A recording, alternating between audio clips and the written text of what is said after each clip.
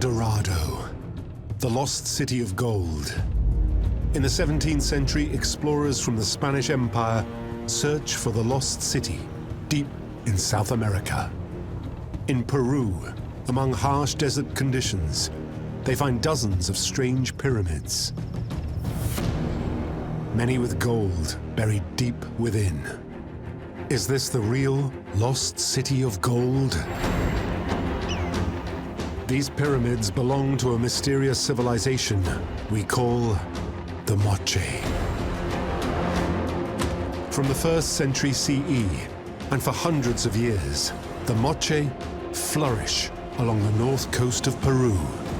The Moche are one of the most exciting and interesting ancient civilizations, rivaling what we see in Egypt. Living to the north of the Nazca civilization, who left behind them mysterious forms carved into the landscape. The Moche people build some of the largest structures ever seen in the Americas. Their art reveals a culture of high sophistication, depicting a society that indulges in brutal, bloodletting human sacrifice. The Moche dominate northern Peru for centuries, until around the year 650 CE, when they seem to disappear from history. What happened to the Moche is sort of a mystery. Now, new science and forensic investigations are revealing new answers to the question, what ancient apocalypse destroys the Moche and their cities of gold?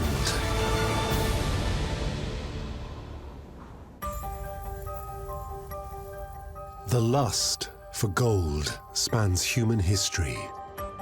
To possess it seems to ignite an insatiable desire for more. For centuries, this obsession gives rise to the legend of an entire city of gold. And in the 16th and 17th centuries, the legend is commonly known by its Spanish name of El Dorado, the Golden One. This was the idea that somewhere in the dark, exotic lands of South America, there was a city of gold ruled by a godlike king. When Spanish explorer Francisco Pizarro González reaches South America in the early 16th century, he begins looking for a place of great wealth throughout what we now call Peru. There, he encounters the Inca civilization and conquers it. But Pizarro has no idea that with the Incas, he is encountering the culmination of a chain of civilizations that have shaped South America for more than a millennium. He is not interested in research. He is only interested in gold. And along the northern coast of Peru, in the Moche River Valley, he finds something mysterious. Here is a giant ancient structure that locals say once belonged not to the Incas, but to a forgotten ancient civilization.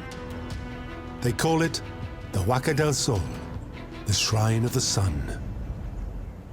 When the Spanish come across the Huaca del Sol, they see this enormous pyramid. It would have been almost 50 meters tall. The Spanish conquistadors looked for a quick method to get at the treasures they hoped lay inside. They diverted the Moche River to look for gold inside the Huaca del Sol. That river took 2/3 of that structure and just washed it away.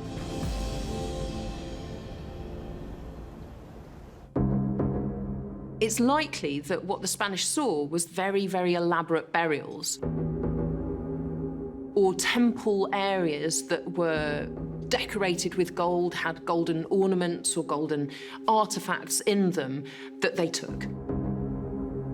The gold was never to be seen again, probably melted down and lost forever.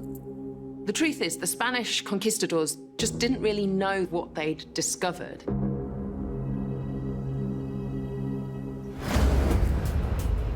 Today, scattered around the region are dozens more of these strange mounds in the landscape, easily mistaken for giant mud hills. But take a closer look, and you'll see bricks made out of mud. These aren't hills at all. They're all ancient pyramids. And their rediscovery creates a mystery. What happened to the civilization who built them?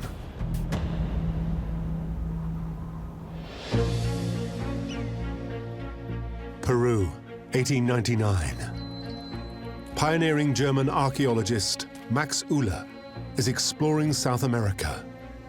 Max Uhle was a German archaeologist who did a lot of work in Peru, in different parts of Peru. He was the first professional archaeologist. His standards were quite advanced because he did take notes and he understood the importance of photography, which was something that was still relatively new. Arriving in the Moche Valley, Uhle sees the area that Pizarro ransacked hundreds of years before. He decides to dig into another pyramid-shaped structure, known locally as Huaca de la Luna, the Shrine of the Moon. During excavations, Uhle finds a beautiful golden image of a face, edged in copper. A face looking at him across 1,000 years of history. What is the date of this mysterious culture? Uhle is determined to find out. The main technique that he pioneered was to look at changing ceramic styles as an indicator of changes in time. He was the first one to use this kind of scientific understanding of these ceramics come before these ceramics that come before these ceramics. Based on this new method, Uhle provisionally dates the end of this mysterious civilization to sometime around 600 CE. His dig marks the beginning of a vast number of finds at this lost city. Epic painted murals depicting strange gods, finely painted ceramics, and a platform, along with bone fragments that he believes is used for human sacrifices. Here is something incredible, a previously unknown and unnamed civilization. Who are they, and what was their fate? As Uhle progresses his digs, the true scale of how this ancient city might have looked begins to reveal itself. Situated at the foot of a white mountain, the Cerro Blanco, in the east of the city is the Huaca de la Luna, made up of plazas, ceremonial squares, and large terraces, all connected with ramps. Across the city is the Huaca del Sol. It stands 50 meters high and 340 meters by 160 meters at its base. And between these two imposing structures is an urban sprawl of great avenues, houses, and squares, capable of housing a population of 25,000 people. But while Uhle has uncovered the buildings of this civilization, he also wants to investigate other cultures across South America.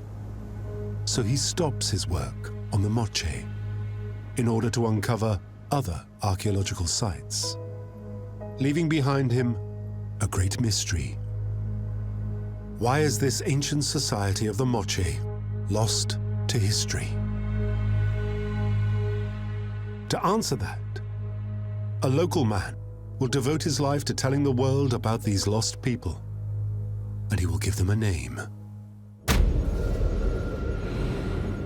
Moche Valley, Peru. In the 1930s, Rafael Laco Hoyle is one of the first to systematically investigate the ancient culture of this region, and is inspired by Max Uhle's work decades before. He's the one who really took what Ule did and built on that in terms of chronology. Though not formally trained in archaeology, Laco collects over 40,000 pottery vessels. And he finally names this civilization after the river valley in which they are found, the Moche. He described the Moche culture, he defined the Moche culture. The Moche are one of the most exciting and interesting ancient civilizations in all of South America. They're known for their huge, monumental architecture, adobe temples, and incredible murals that decorate these temples, as well as really specific ceramic styles and metallurgy and amazing crafts. But perhaps the most important aspect of the Moche's survival is a vast network of irrigation canals that channel water from the mountains to the valleys, where they cultivate corn, beans, peanuts, fruit, and cotton. But how big is this Moche civilization? Laco believes that the Moche culture spreads over 400 kilometers of territory. It is a confederation of small states spread along the coast. Each state is ruled by their own governments, or elite. But Laco believes they are all united by a common culture, language, and religion. Administered from a central state power in the city of Huaca de Moche. So he saw the Moche as a uniform culture, a state system that ran basically with the common political system, religious system, racial system. You know, it was all part of a piece. But when investigating the fate of the Moche, there's a problem. Unlike ancient Egyptian hieroglyphics, Maya glyphs, or Akkadian cuneiform, the Moche leave no trace of a written language. There's some challenges to studying Moche because there was no writing system. So everything that we know as archaeologists comes from digging in the dirt. The Moche do, however, leave behind intricate murals portraying different scenes that Laco believes give clues to the Moche way of life. And painted pottery resembling ancient Greek in their style. These contain these really epic scenes of probably a mix between mythical life and real life that are painted around a vessel. But they also show images of strange demonic animals and the ritual consumption of sacrificial victims' blood. The Moche, we know, performed human sacrifice. I mean, we see it in their artwork on the pots and the designs. Laco believes the Moche elite offer human sacrifices to try and secure agricultural fertility, keeping them in power and their social structure intact.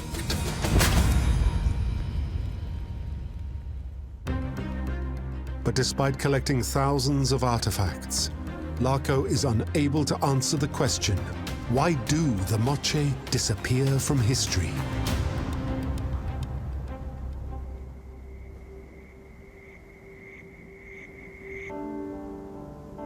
The Moche Valley, Peru, 2022. This is one of the harshest living environments on the planet. It's a brutal, arid, desert-like region in between the Andes and the Pacific coast. Archaeologist Carlos Rengifo believes the answer to studying the demise of the Moche civilization lies in the landscape. The Moche transformed their environment. They created the landscape that allowed the development of societies here. Archaeology reveals that many of the constructions seen here were in fact originally built by the Moche. Irrigation canals. Incredibly, the Moche's canals are still in use today. The fact that we have cities today prospering here is a sort of a miracle of our ancient population. The Moche undertook hydraulic engineering on a massive scale. The sheer extension of their hydraulic systems in the Moche world is just breathtaking. More than 1,200 kilometers of networks of canals. The valleys of the Moche territory were transformed by this massive terraforming project. Rivers and canals and irrigation ditches were dug extending right across the land, reaching every corner of the Moche civilization. These canals did require sophisticated engineering knowledge, sophisticated knowledge of the landscape. So in terms of the engineering sophistication, the Moche are on par with ancient Rome. But Carlos believes that the vast irrigation network was more than just a supply of water. It was also a major factor in the development of the Moche civilization itself. The canals were sort of like the unifying force that these communities needed in order to prosper. Mastering the stuff of life, water, the Moche were able to sustain a sophisticated civilization for hundreds of years. But there's a problem. Irrigation-led farming is particularly vulnerable to one unpredictable natural disaster.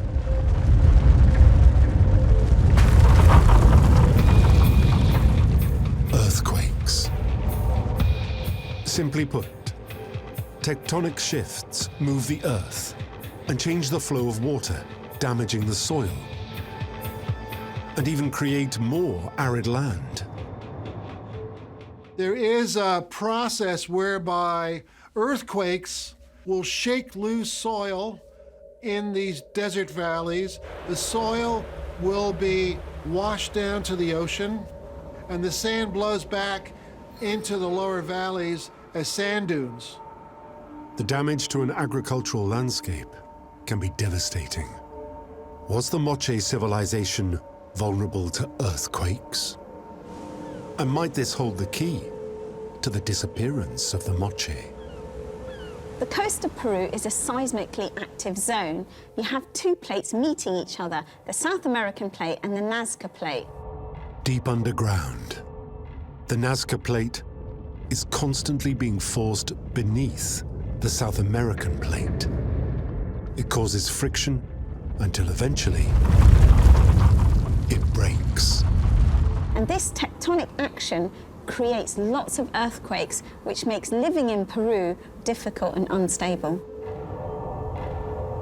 It is possible that a series of dramatic and devastating earthquakes contributed to the end of the Moche.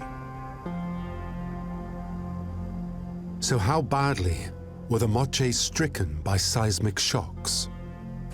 Carlos thinks there are clues hidden in the epic architecture of the city, and in particular its huge, dominant temple, the Huaca del Sol. Huaca del Sol can be said to be one of the masterpieces of Moche architecture. Made up of over 140 million bricks, it once stood up to 50 meters tall. Depending on the magnitude of the earthquake, the tremors can really impact on built structures. At higher magnitudes of 6 and above, buildings begin to shake and they can actually fall apart. So, is there evidence of earthquake damage here? When archaeologists focus their work on the construction of the temple, they notice something unusual in the foundations: large mud bricks. Between these large mud bricks, there's a space. We call them slip joints. Slip joints are an ingenious construction technique. They are separated from one another for about 4 to 6 centimeters, and that gap is filled out with sand. So in case of an earthquake or seismic shock, the structure did not fracture, but only slightly and gently move, and then after the wave, came back to their original place. Their discovery suggests the Moche understood the threat of earthquakes and even factored them into their buildings. They were very forward-thinking people, they were clever, and they were good engineers. It appears that although a big earthquake would have disrupted Moche life, they had built up a resilience to the tremors. And the surviving canals today suggest that their irrigation network was just as resilient. For historians, there's no way of knowing if a big earthquake ever hit the Moche. The records don't go back that far. So if seismic shocks aren't what finished life off for the Moche, then what did?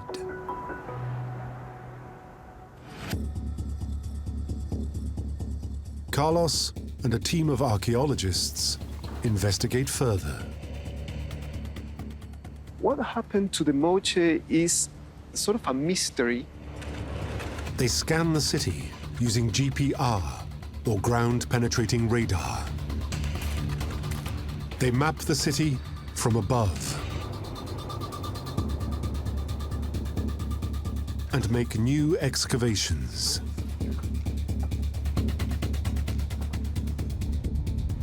At its peak, around the middle of the 7th century, the city is one of the largest in the Americas, with huge temples and a vast urban area covering around 60 hectares. So all of that is what made of this place one of the greatest cities of its time. Carlos believes that the clues to this great city's mysterious demise are hidden here, waiting to be uncovered.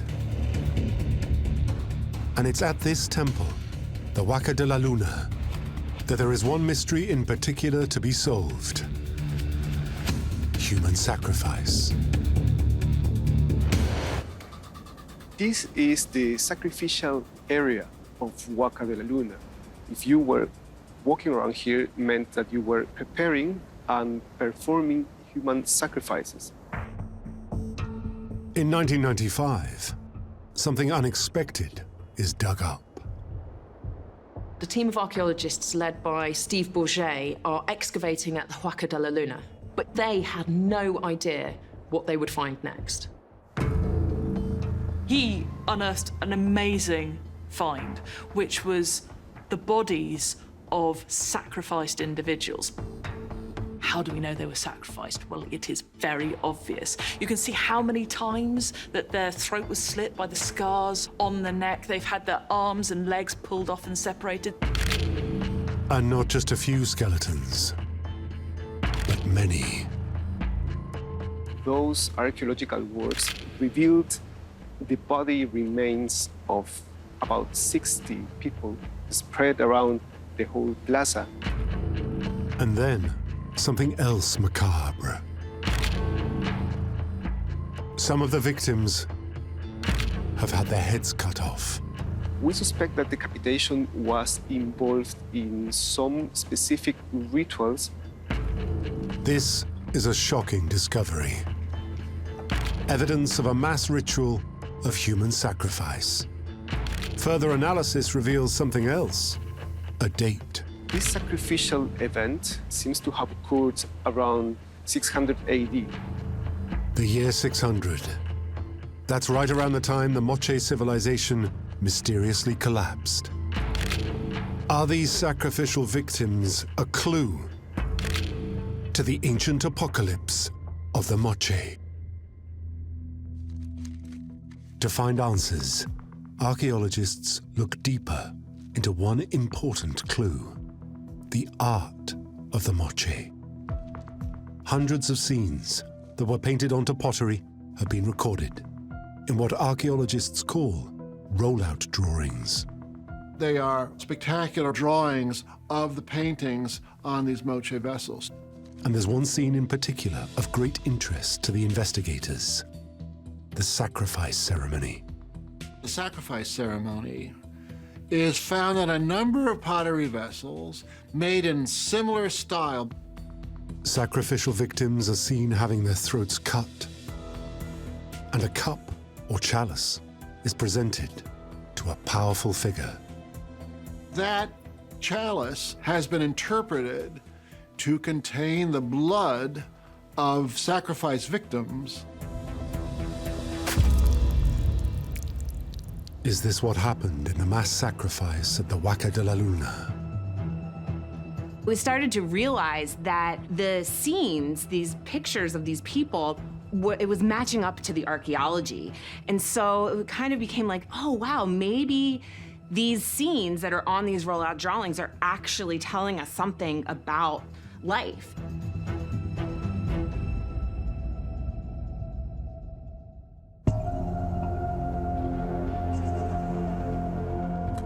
Carlos examines the murals of the walls of the city, and suddenly they make more sense too. Here are clear images of captives from some kind of violent conflict, apparently being led to their fate as sacrificial victims. One group is the defeated warriors, that they are now prisoners, and now they're being paraded here, dragged with a rope tied that is tied on their neck. And then there's the second group of warriors. They are the winners. Whether this is a result of foreign invasion or civil war is unclear. What is clear is that the defeated are sometimes sacrificed in great numbers.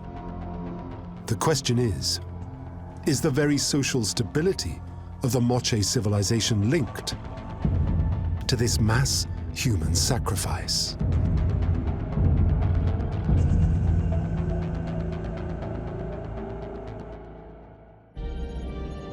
To investigate further, experts look to other Moche sites for clues.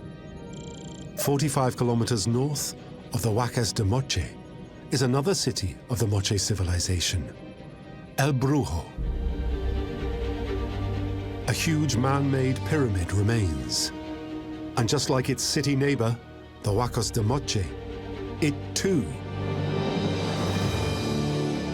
has images of captives being led to sacrifice. In 2006, an incredible discovery is made. I was digging at this wonderful site. It's called the El Brujo Archaeological Complex. One of Jeff's colleagues is using GPR at a part of the site called the Cao Viejo Temple when he sees something unusual. He came back and said, whoa, I found a cavity. It wasn't solid because these Huacas are built of solid bricks. And so if you find a cavity through the GPR, it means there's something down there. After digging, what they discover is completely unexpected.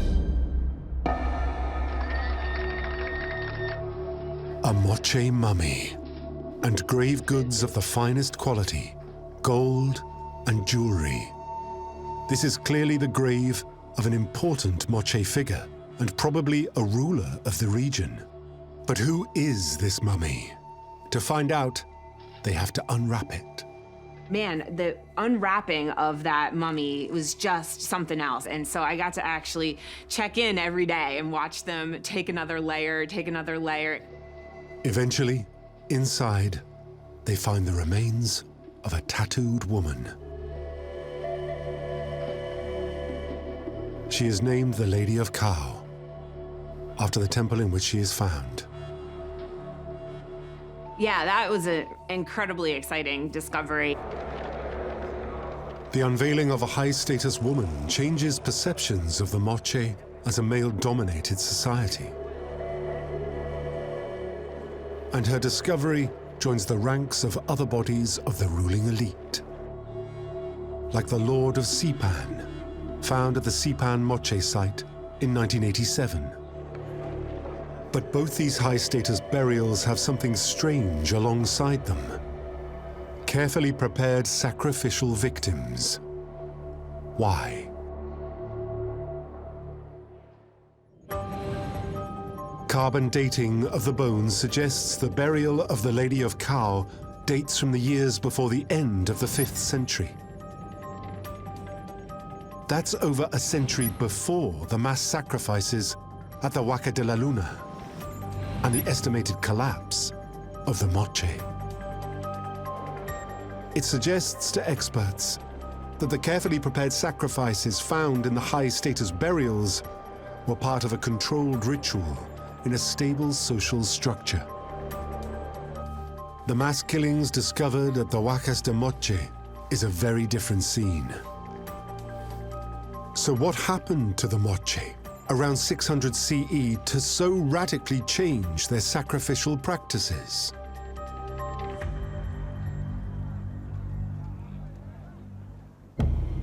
Then, the archaeologists make a new discovery.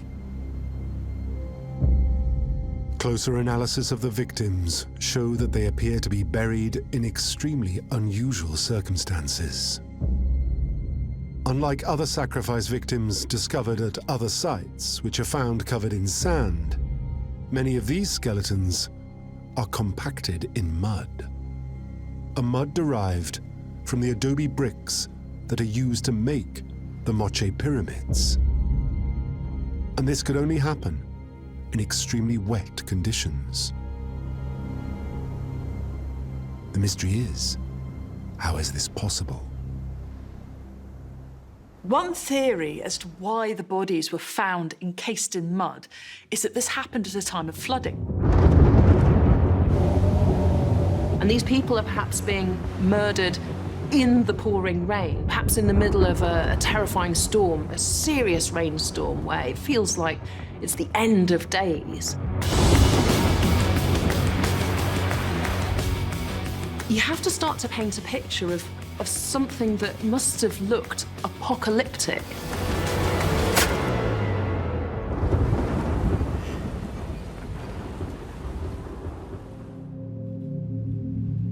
The bones of the victims are examined in forensic analysis. You have to ask, is the fact of this extraordinary weather event and the fact of this extraordinary episode of violence, are they linked? It's a mystery. But for anyone who knows Peru, the first thought of wet, heavy rains means only one thing: an El Niño. Today, an El Niño happens around once every 7 years, and the Moche are right in the danger zone. When the El Niño strikes, the weather patterns over the equatorial Pacific Ocean are kind of tipped over on its head. Under normal conditions, winds blowing across this part of the ocean move warm water from the east to the west. During an El Niño, this process of the winds blowing across the equatorial Pacific Ocean actually slow down, or in even some cases, switch off. It results in torrential rains that flood the land, destroying houses and crops, and often taking lives. So for the Moche, did an El Niño event create social instability, evidenced in the mass human sacrifices?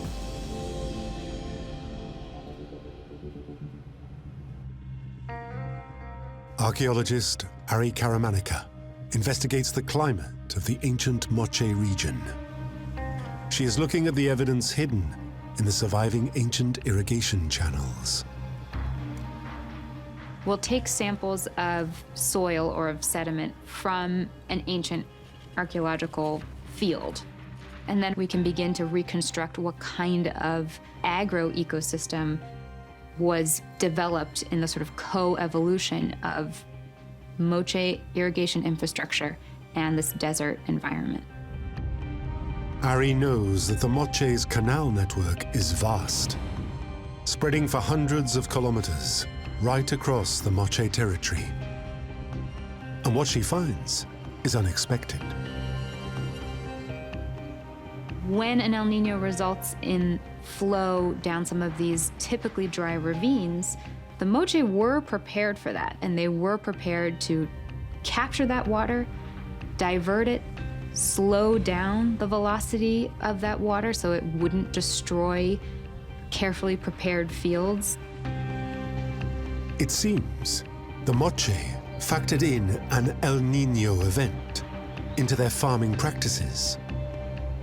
So the Moche did anticipate these El Niño events. So if the Moche had learned to live with an El Niño, is a different weather event the cause of their collapse?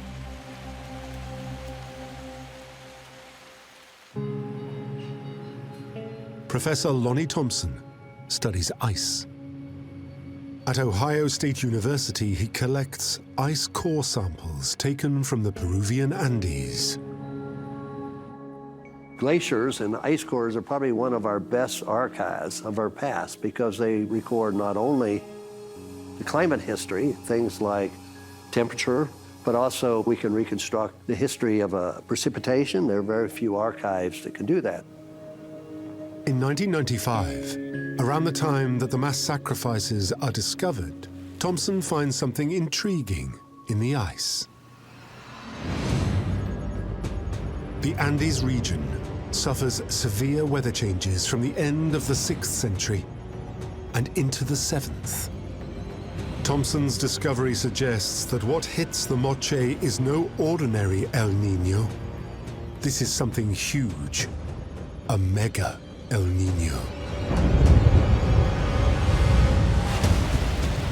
An El Niño event usually wreaks havoc and devastation on communities, but a mega El Niño event can be quite apocalyptic in nature. And the dates fit the archaeology. It seems that there is a strong relation between the sacrificial events that occur in this plaza and the whole context of the events of El Niño phenomenon of 600 AD.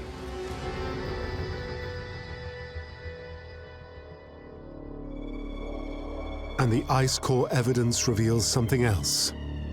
Immediately following the rains and the floods is a weather event guaranteed to bring death to the Moche Valley. A devastating drought, one that may have lasted up to 30 years. There were droughts, so there's no doubt that it would have impacted production. And it appears that after the time of the mass sacrifices in 600 CE, many Moche sites are later found covered in tons of sand, as if precious artifacts, homes, and whole temples are left abandoned to the desert. Finally, is this the answer to what killed off the Moche? The Moche people living through this mega El Niño event of catastrophic flooding, followed by catastrophic drought, it would have shaken their faith. All the things that you took for granted before, that you would make offerings to the gods, that you would pay due reverence to the priests and to the elites who lead you, it will force you to stop and go, hang on a minute. You're the ones making sacrifices so that I can live well. If the gods are angry, maybe it's not my fault, maybe it's your fault, maybe you're wrong, and it forces changes into the system. The extreme weather events would have shaken Moche society to its core. And perhaps this is the explanation for the mass sacrifice at Huaca de la Luna. That after catastrophic flooding and decades of mega drought, Moche civilization descends into chaos.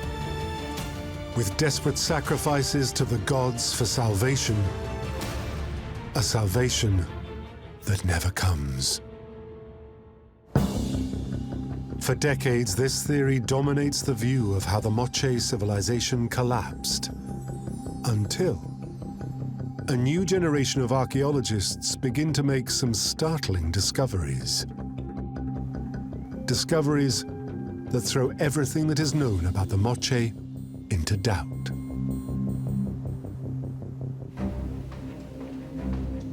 2001, American anthropologist Tom Dillahay continues the investigation into the Moche story.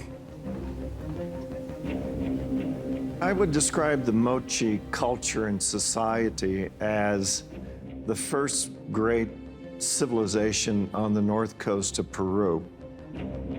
But what did it leave behind? He studies their ceramics and re-examines the timeline of the Moche. New ceramic finds suggest to Dillahay that the Moche live on until around 850, before finally disappearing from history. But can this really be the case? To confirm his theory, Dillahay takes a new perspective, instead looking away from the main sites of Moche culture. I study the long-term dimension of development on the north coast of Peru. So when we talk about collapse, demise, abandonment, disappearance, I think it mainly relates to the big pyramids and the big sites. But the population goes on existing. So what happens to the Moche population to make it ultimately disappear?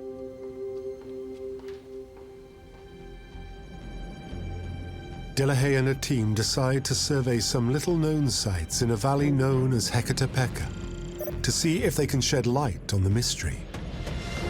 One of these sites is called Cerro Chapén. The artifacts here show characteristic traits of the Moche. And carbon dating suggests that the site begins around 600 and ends around 850 CE. It's foot survey, but we use satellite imagery and LiDAR as well to map sites. The maps of the site show walls, floor plans, and street patterns that can't be seen from the ground. Cerro Chapén is surrounded by an enormous wall, something not previously seen in Moche cities. What could this mean? We've recorded several defensive positions. Some of these are hilltop fortresses. It's a shocking discovery. Hilltop fortresses and defensive walls means only one thing: the threat of conflict. I suspect a significant percentage of it was probably true warfare, physical violence. The evidence is unequivocal. The Moche had been at war. The critical question is, with who? The most obvious assumption is that a weakened Moche had been invaded by a neighboring people. One possibility is a civilization that has developed to the south of the Moche, a people called the Wari. The Wari, being the big empire to the south of the Moche, really starts to kind of pick up around 600. But at the time of the construction of these defenses, around the year 700, there's no evidence that suggests any kind of invasion from the Wari. So if there was no Wari invasion at this point, why the commitment to defense? There seems to be only one other possibility. Ritual violence gives way to civil war.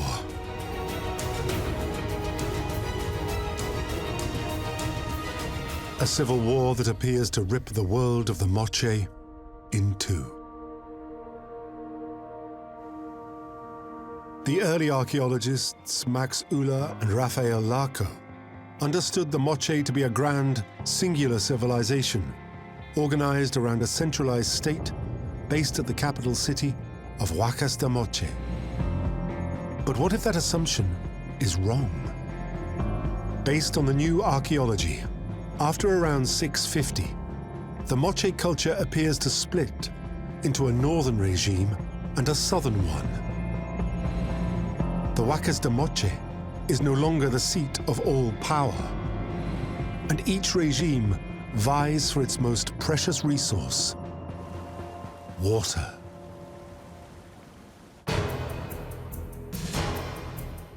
There were probably moments of intense conflict up and down the coast. And if you don't have a centralized political authority overseeing that, there's potential conflict there.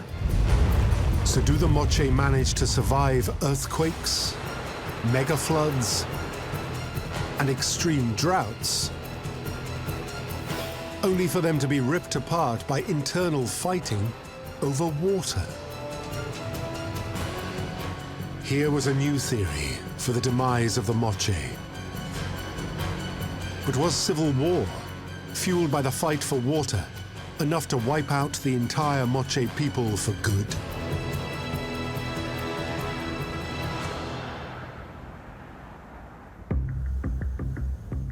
Then, new archaeological finds suggest there might be one final nail in the coffin of the Moche.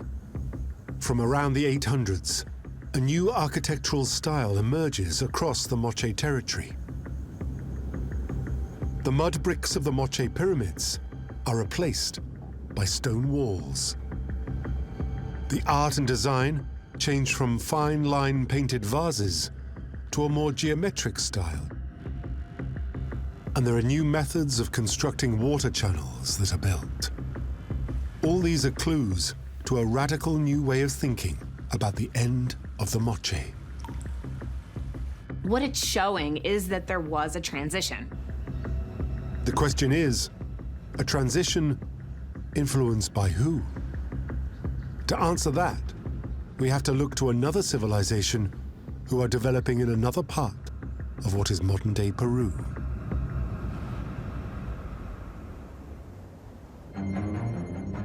Situated to the south of the Moche is the emerging civilization of the Wari.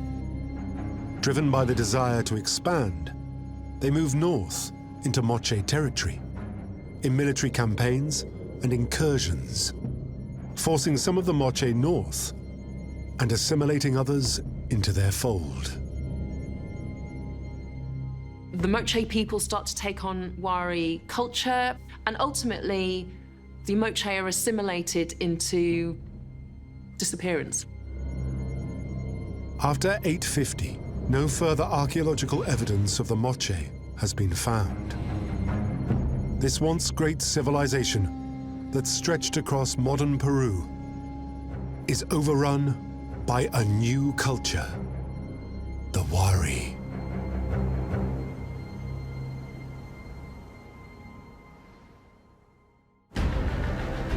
For hundreds of years, and 500 years before the Incas, the Moche culture thrives in one of the harshest climates on Earth. But weakened by a mega El Niño and droughts, many settlements are abandoned, and the survivors are ripped apart by internal strife. And when a new culture blossoms in the south, the Moche have nothing to offer and are absorbed into the society of their successors. The Moche culture just kind of fades away in the sunset. An entire civilization, the Moche, that builds some of the largest structures in prehistoric America, is finally lost to history.